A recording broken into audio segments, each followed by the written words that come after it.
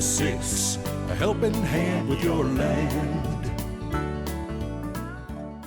Neil from Messick's here to do a video for you guys that are out there shopping for a piece of equipment. We're going to take some time here this morning, go through and talk through 10 myths that we hear from people who are shopping for a piece of machinery. We all know the saying, bigger is better, and that's something you're frequently going to hear in regards to making an equipment purchase. There are a lot of guys out there on the internet that are going to tell you things like buy the biggest tractor that you can afford, or buy 2 steps larger than what you actually need.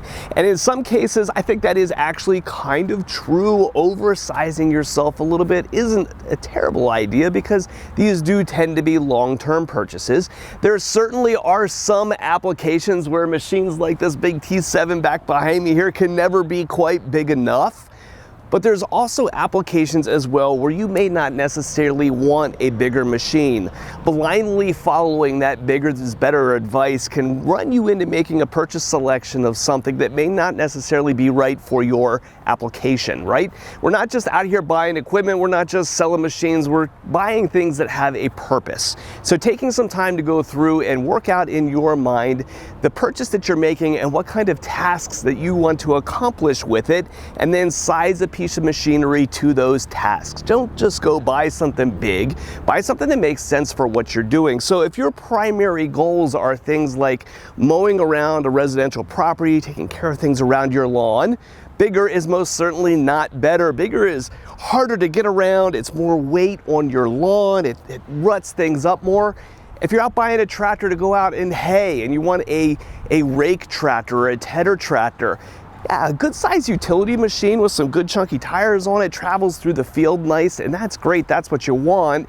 But a machine like this T7 behind me here, while it gets around great, is gonna burn a ton of fuel and you're not gonna make as much money at the end of the year. So sizing is kind of a smallish utility tractor for those kinds of tasks is certainly a better approach than just buying something because it's big. How about this one? Cash is king. Love the guys that come in here waving the Benjamins around like it's gonna make some kind of big difference in their purchase. Sometimes cash and buying a machine for cash can help. Some of our manufacturers have some pretty significant cash discounts, but when you go through and you think of the way a machine is priced, there's a certain slice of the pie. If you look at the purchase price as a whole, a certain slice of that pie is set off for discounting, right? And those discounts can be a lot of different things, not necessarily just cash discounts.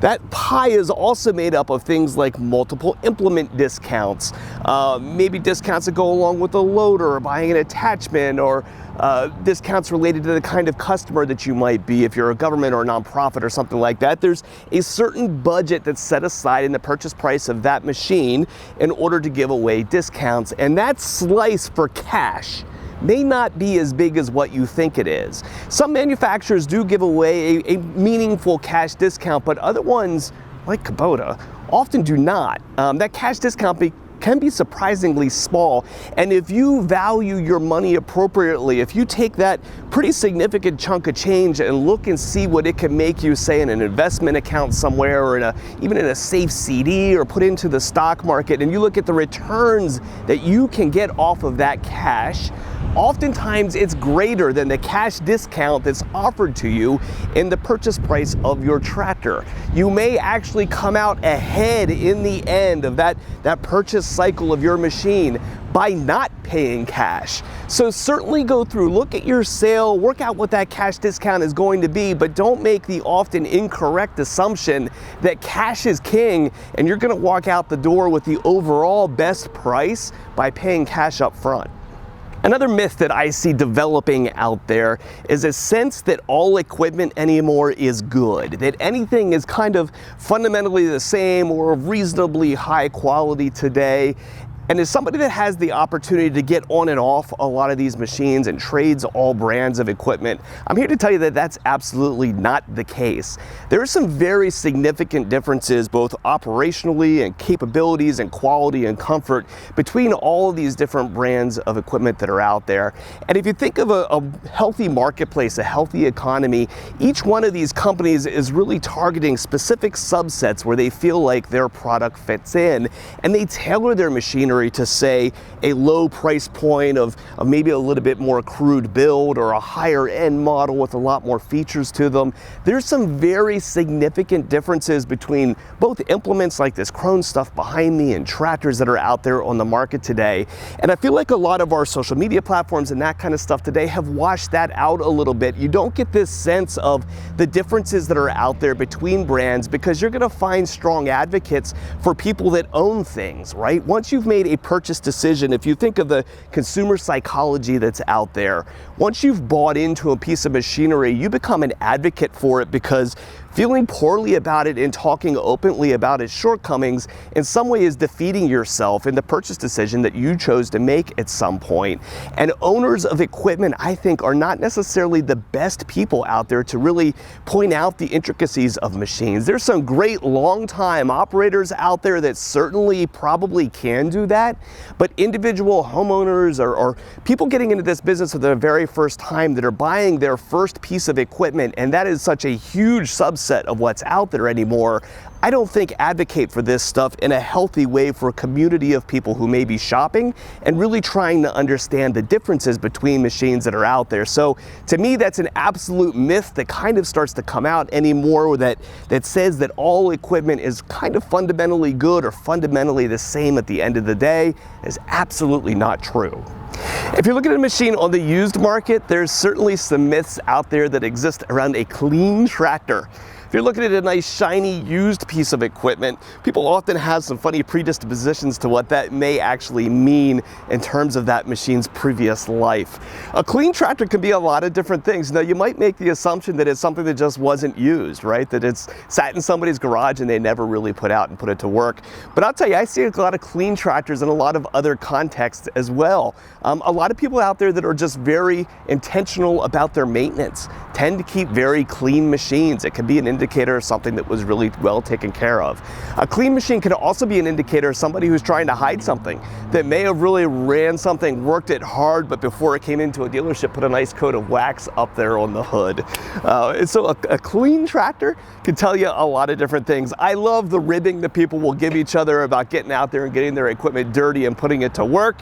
But at the end of the day, if you look at a clean machine, you don't really know what its life story has been in relation to something that might be a little bit more dirty. Another myth that's out there is that you should buy everything that you need for your tractor, the accessories, the options, the implements, all up front. And that's something I have a little bit of an issue with, especially for people who are learning machinery for the very first time. There are definite benefits in the financing implications. Doing that single transaction and wrapping it all together into one financing package is advantageous. Oftentimes you're going to get much more advantageous terms on those implements and stuff than you ever would if you came back and bought them separately later. So that portion of it and the financing side is kind of true. However, once you get outside of that and you look at things like accessories on your tractor, lights, hydraulic remotes, those kinds of things, or really going overboard on implements. If you sit down and you wrap up all the jobs that you're going to do with this machine over the next 5 years, it might cause you to come up with a really long list of implements. And oftentimes when we go and we talk to people who have bought machines down the road, or we're trading things in that are a couple of years old, it's not at all unusual for us to go up and start bringing in things that are nearly unused, right? Hydraulic remotes that have never had the rubber plugs pulled out of them, or implements that have never really seen the dirt before, because sometimes people will go through and try to wrap so much expectations for what they're going to do with this machine into that initial purchase. I kind of prefer to see people pick up the things that are necessities or the things that make the machine flexible for them down the road, maybe putting on a third function kit on the hydraulic remotes or something so that you can add those things easily down the road if you decide to put on a grapple or something off the back of the tractor that needs a rear remote. Setting your machine up for flexibility is good, but not necessarily going in and packing in every implement that you think that you could potentially use, because you will find once you get out and start operating a piece of equipment regularly, having it on your actual property instead of looking at pictures in a brochure, you're going to learn a lot more about that tractor and how it operates and what implements might be best for it and work best on your property or size right to your machine. There's so much that you will learn through seat time that you just can't exactly figure out to wrap into that initial purchase up front. Another myth that's out there is that you can find some great values in used equipment. And I'm here to tell you that certainly sometimes that's true when machines age a little bit, but the nice clean stuff that's really attractive sometimes isn't as good of a deal as you might think it is. If you relate equipment to buying an automobile, right? When you buy a car and you take a new car home, the value of that vehicle depreciates sharply as soon as those first miles are put on. And if you're a guy like me that looks for value out there, I like to buy those low mileage vehicles, right? Because that initial depreciation is gone. The equipment market does not function that way. There's so much more demand out there for machinery that the used ones, the good clean stuff that people are really confident about, sells for a real premium. And if you need financing for this purchase, you're going to pay 5, 6, 7% in order to finance that piece of used equipment. And if you compare that against the cost of buying a brand new one at 0%, oftentimes you're going to find that the interest costs are going to wash out the savings of buying the used one. So if you're a cash buyer, yeah, you can find some deals on machines like this B2650 right here. But if you're going to finance this machine, you're right up to the cost of the new LX2610. You might as well buy the brand new one with the 0% financing. So if you're looking at clean used equipment, certainly make sure you're pricing the new ones as well to make sure that at the end of the day you are actually saving a little bit of money. Another piece of advice that you'll hear out there about buying a piece of equipment will be in regards to emissions equipment and avoiding it at almost any cost. This stuff now has been on equipment for a number of years now, right? We've been going on about 8 years now at Tier 4. And Tier 4 emissions at the beginning of it may have been a little rocky. We all had some things to learn. But this far into having this stuff on machinery now, most of the problems have been worked out of it. We find it to be very reliable. Anything under 75 horsepower doesn't need DEF fluid, even though most people think it does. The machines over 75 horsepower, you just need to understand how to handle and treat DEF to avoid most of the problems that you'll find out there. Any experiences that you hear from guys in regards to their trucks largely do not carry over into tractors and equipment because the duty cycles of those machines are so different from one another. So today in modern equipment, we can chill out about this kind of stuff. The type of emission systems, whether it's DOC only or DPF or DEF fluid involved, should almost be not even a consideration in your purchasing processes anymore. And that comes from somebody who sells just about every system that's available out there on the market. I wouldn't ever use it as a purchasing consideration to push me one way or the other. Something else to keep in mind, if you ever have a dealership tell you that a new piece of equipment does not have emissions on it, they are lying to you. That is something that you will have some salesmen say out there about DOC only engines as being not having emissions. That is completely and totally untrue. It would be phenomenally illegal to even be doing that kind of stuff. So all myths. In a modern piece of equipment, emissions is just something not to worry about at this point. We've really moved on that kind of stuff by now. Another myth that's out there is the relationship that you end up having with your dealer. Am I going to need my dealer over the long haul? And in most cases, I'm going to sit here and tell you that it probably should be one of the most important purchasing considerations when you're looking at that piece of equipment. It's the dealership, who you're buying it from, and their ability in order to back it up, right? This really starts with that automobile thing again, right? We can very easily buy a car but not be going back to the dealership in order to go back for any kind of service needs and that kind of stuff. That happens though with equipment, right? We're doing a lot more than just oil changes. Many people take care of that kind of stuff on their own. But the nature of this kind of stuff is that there's a certain amount of wear and tear that happens with it, right? Tires are worn out, attachments need to be purchased, or sticks will punch through a grill, or there's all those kinds of realities of running a piece of equipment in harsh environments that cause us to be needed at the end of the day for parts and service and that kind of stuff. So when you're making a purchasing decision on a piece of equipment, you certainly want to go and look at things down the line, right? What does that dealership service department look like? How many parts do they have behind the counter? Do they have a facility that's clean and organized and an operation that's going to be able to take care of this piece of equipment, not just now or a year from now or a couple of months when I need a filter, but 20 and 30 years from now, because this is good, lasting stuff that many people are going to have for a lifetime. When we were coming up with topics for this video, I laughed when somebody suggested, if it fits, it ships. I think that's great, right? And it's very descriptive of what sometimes I'll see maybe some less than experienced or less than honest dealerships do with a tractor sale. Because most of these machines are going to have universal skid steer couplers on the front of the loaders or universal 3-point hitches on their backs, all kinds of implements can be pinned up to that machine, and they may be implements that aren't necessarily appropriate to that tractor, right?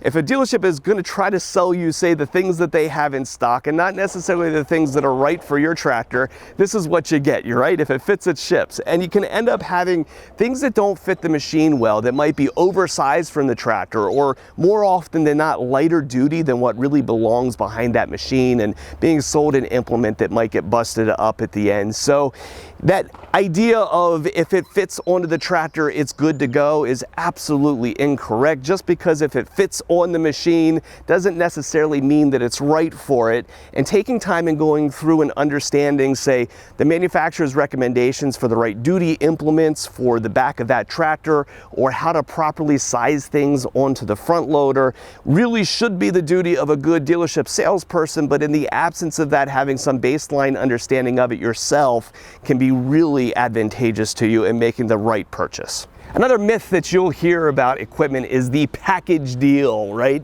It's got the word deal in it. It's got to be a good deal, right? We frequently will have people seeing package deals listed online, available for sale, or walk into a dealership showroom and say, hey, can you give me a package deal? Packaging things together and buying it together, yeah, it can make sense in some situations. And yes, overall in a large purchase, you might walk out with a little better purchase price than if you bought all of those things individually at different times. Where package deals, though, are absolutely not a good deal for you is when the elements of that package, the things that are rolled into that one purchase price, are not necessarily right for you or a good configuration of that machine. We'll see very frequently where different companies will go and roll together, say, a trailer, a tractor, and an implement, and put all these things together at a really attractive looking price. And when you go in and you start looking at the different components, you're usually going to find the cheapest trailer that they were able to find, a tractor with the least expensive set of tires on it that are probably not right for your application, a loader with no skid steer coupler on it in order to cut that cost out, and the cheapest implement that they were able to find, right? And so what you have here at the end of the day is something that might have a very good purchase price, something that's attractive and tempting to try to get you in the door. But if you walked out and actually purchased that thing, you're going to be disappointed in the ways that it holds up, or the quality of the implements, or the lack of flexibility of the tractor, or the way the tires don't fit your application well. So package deals, when it's the right package for what you actually need at the end of the day, okay, maybe. But what is actually pitched to you on that piece of paper at that very low price, more often than not, is not as good of a deal as what it looks like on paper. So those are 10 of the myths or misconceptions that we hear out there in regards to purchasing a piece of equipment. I've been making videos here on YouTube for almost 5 years now. Many of these things have been their very own video topic.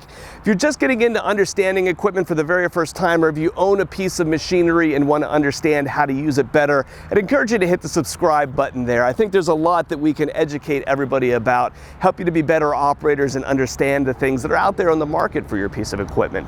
So hit the subscribe button here and join us. If we can help you with a piece of machinery, if you're making a purchase on a piece of equipment, or if you have parts and service needs for a machine you've already got, give us a call at Messix. We're available at 800-222-3373 or online at Messix.com. We talked about each one of these things almost in a dedicated video if you go into enough depth. I'd encourage you to subscribe to the channel. Ugh. That was rough. Okay. Stuff can be overcome certainly simply by understanding how that machine works, knowing how to keep FedEx.